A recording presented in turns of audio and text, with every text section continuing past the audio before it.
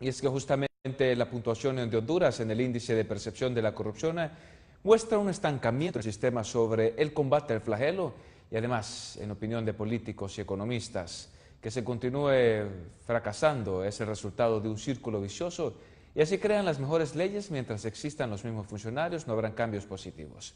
Fanny Zúñiga nos tiene todos los detalles.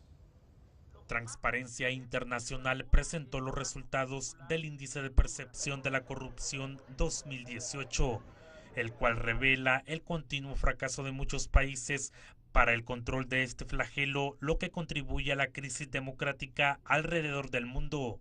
Muchos han sido las declaraciones, muchas las investigaciones realizadas de varias organizaciones a nivel del país de poder señalar actos de corrupción, pero vemos, ¿verdad?, que en algún momento de las etapas de los controles, de las fiscalizaciones, de la toma de responsabilidad, se están estancando esas acciones por parte del Estado.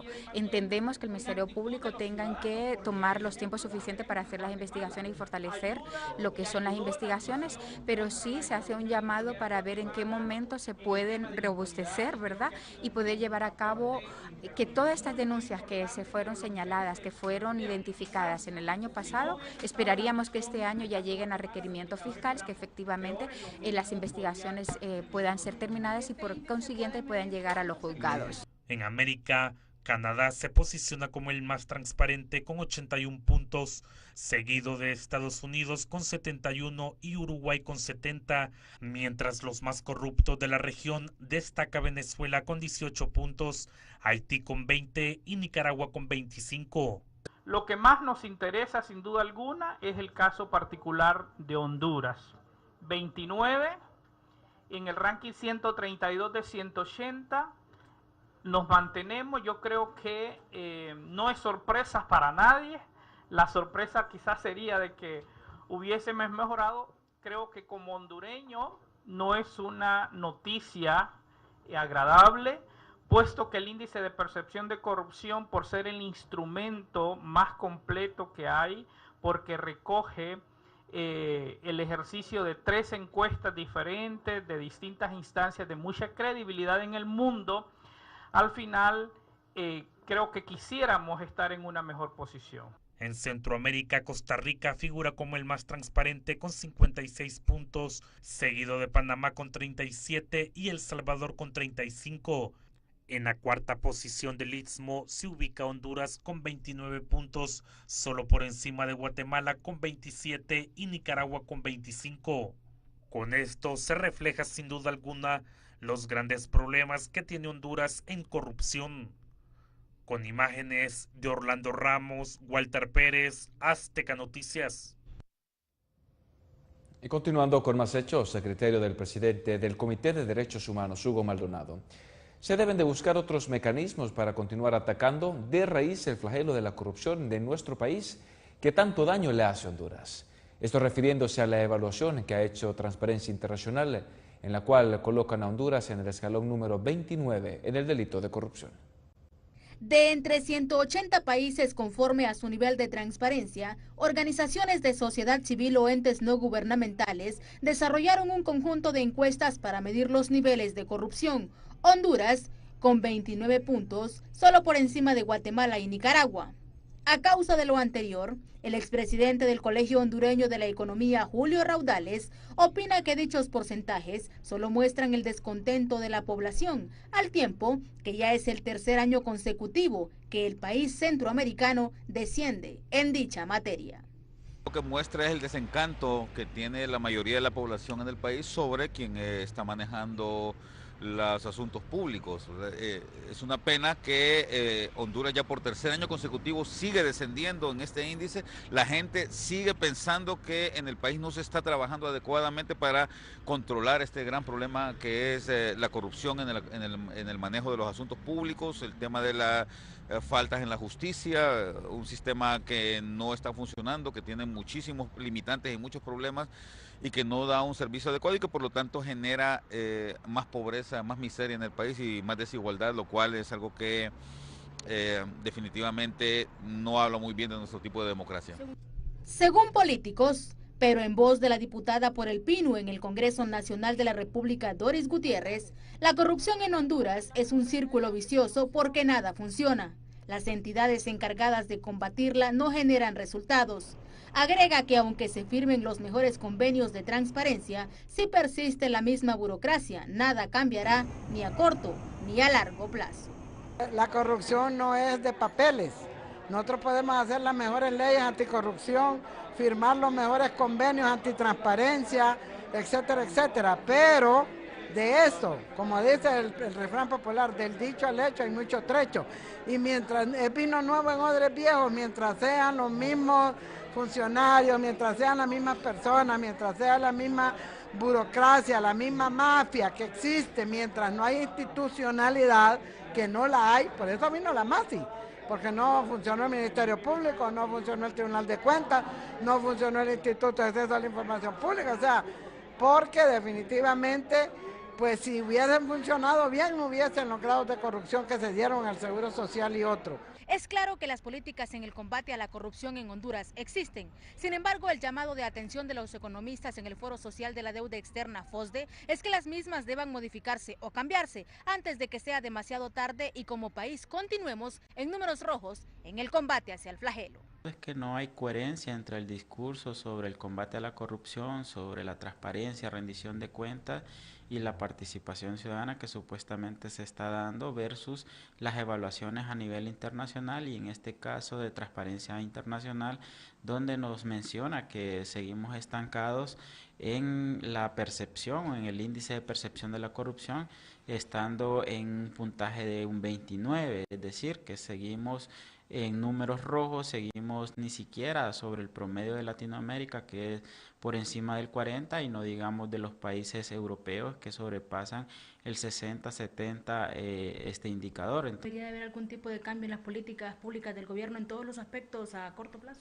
Bueno, sin duda, eso debe de ser prácticamente la constante, el acceso a la información pública, la apertura de espacios, el debate de las prioridades del presupuesto, de las prioridades de las políticas públicas, tener una visión de país, una misión y sobre todo, pues al final, que los recursos se manejen de la mejor manera porque... Entre las críticas hacia Honduras por la situación de corrupción que registra, están la falta de combate contra la impunidad, la no existencia de una democracia limpia, un falso balance en la administración de entidades gubernamentales y otras. Las constantes protestas de varios sectores por diferentes causas que año con año no cesan y nunca se logran respuestas. El involucramiento de políticos y empresarios y otros ligados a supuestos actos irregulares.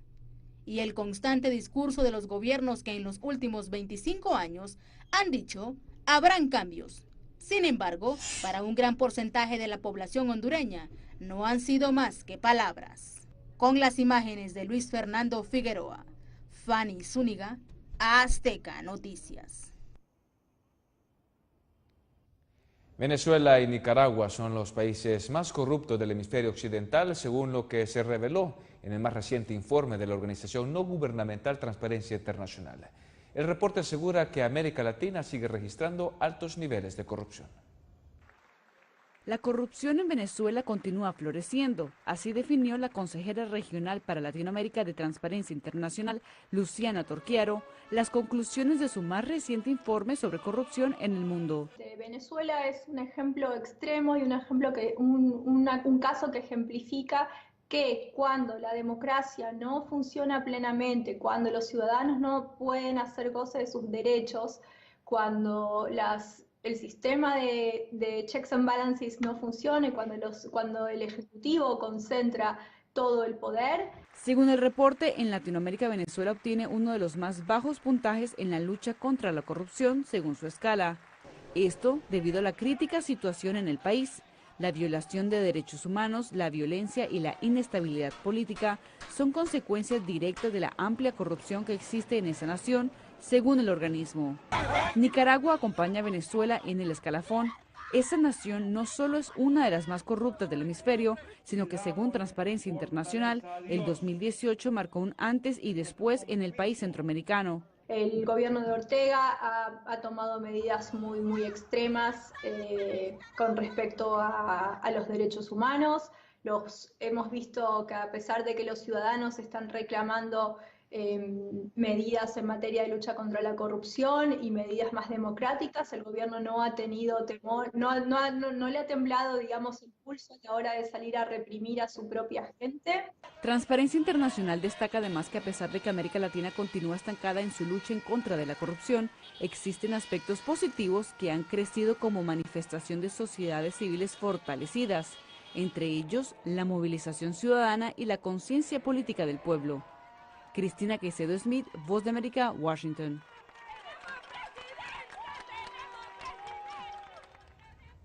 Y continuando con más hechos, un juez de letras designado declaró culpable a la actual diputada y además comisionada en condición de retiro, María Luisa Borjas, por el delito de calumnias constitutivas de difamación en perjuicio del empresario hondureño Camilo Atala. El juez Rolando Argueta, en la audiencia, determinó que la actual diputada vertió sus declaraciones de manera irresponsable, ya que por lo menos ella tuvo que realizar la mínima diligencia para confirmar la misma, que sería trasladada a un público. La acusada anunció que interpondrá el recurso de casación porque no es una sentencia firme y después a las instancias internacionales, al tiempo que lamentó que el presidente de la Corte Suprema de Justicia, Rolando Argueta, haya seguido la línea que le impusieron a último momento, ya que no se apegó a la ley y a la justicia. La audiencia de determinación de la pena se programó para el 17 de febrero del presente año a las 9 de la mañana.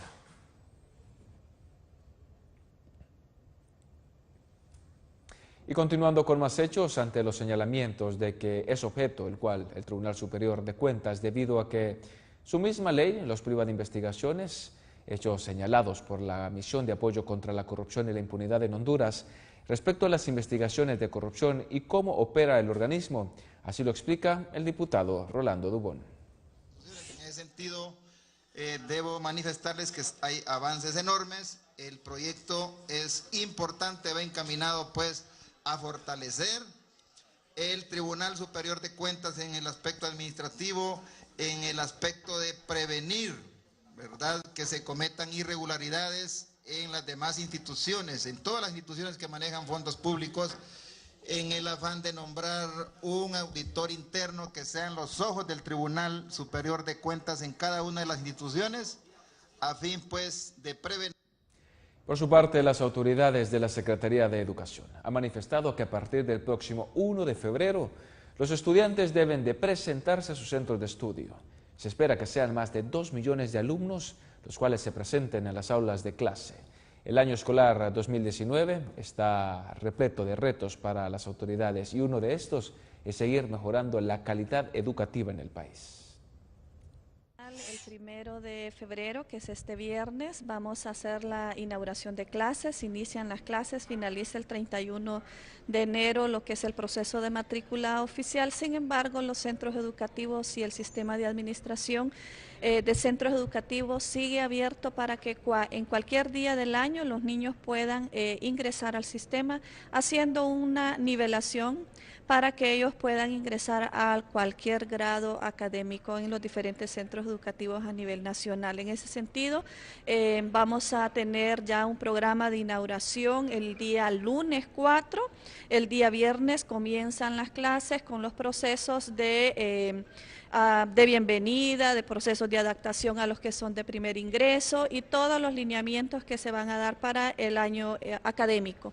Estamos contentos porque esperamos una matrícula de 2.25 millones de estudiantes. Estamos ya en una reunión preliminar con los directores departamentales a nivel nacional que nos van a estar proporcionando datos en estos días para ver cuánto es la matrícula, pero sí estamos superando las expectativas que tenemos en este sentido. Y la Secretaría de Desarrollo e Inclusión Social hará la entrega de uniformes y kits escolares a niños de bajos recursos en el país. La entrega se llevará a cabo, esto a nivel nacional, para que los niños puedan llevar un uniforme digno a sus centros escolares. Además, se han ya manifestado que se implementará la merienda escolar. Inicio de clases, la Secretaría de Desarrollo e Inclusión Social está lista para poder hacer entrega de kits escolares, uniformes, de mochilas con sus respectivos útiles. Vamos a lanzar un proyecto piloto, en este caso de zapatos escolares para los niños con más necesidad, con los que viven en pobreza y pobreza extrema, sobre todo en aquellas áreas rurales y las periurbanas donde los asentamientos de pobreza son mayores. Ya estamos listos, preparados para poder hacer entrega de estos kits, además del lanzamiento del Programa Nacional de Alimentación Escolar, donde entregamos la alimentación escolar a más de 1.300.000 niños en todos los 18 departamentos en los 298 municipios del país. Nos hemos preparado para el presidente Hernández, para su esposa y para el ministro de la Secretaría de Desarrollo e Inclusión Social. Es sumamente importante poder hacer entrega de este apoyo para los padres de familia, que representa además un ahorro porque ellos ya no deben de invertir en estos recursos o en estos apoyos que nosotros como Secretaría de Estado les estaremos proporcionando en los siguientes días.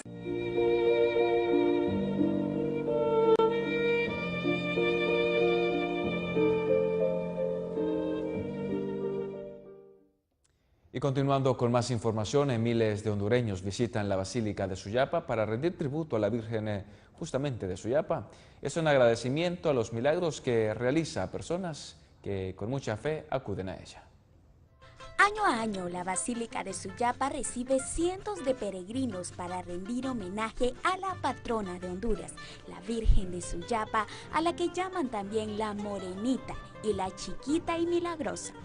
Muchos creyentes se acercan a este lugar para agradecer los milagros que la Virgen les ha hecho y recuerdan con devoción los acontecimientos que marcaron sus vidas cuando se encontraban atribulados y acudieron a la Morenita Milagrosa.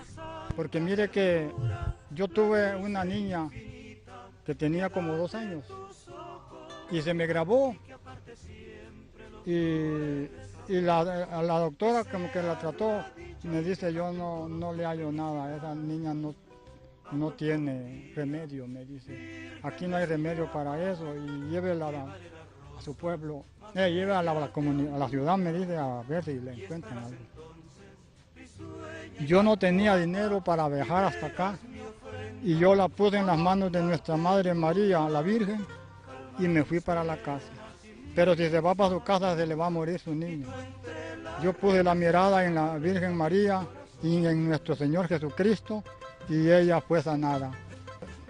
Siendo de familiares muy pobres y en aquellos tiempos no tenía de dónde, solo lo que me aportaba eran 20 lempiras. Le digo, vamos a llevarla a la comunidad de Agalteca. Es lo único que podemos hacer, tal vez lo encontramos allí en medicina. Y luego, pues amaneció otro día, mañana vamos a ir para allá. Y la niña amaneció buena y sana y yo no tuve que ir a las otras comunidades. Los 20 lempiras los comimos. Los feligreses que se movilizan hasta la basílica salen desde sus lugares de origen en excursiones y unidos se presentan ante la patrona de Honduras. Tal es el caso de Pedro Hernández, quien viene acompañado de 60 personas más desde Pueblo Nuevo Cedros, Francisco Morazán, e incita a las personas a rendir reverencia a la Virgen María, que es conocida por hacer muchos milagros que son recibidos por aquellos cristianos que tienen mucha fe. ¿Qué lo motiva a venir año a año a visitar la basílica?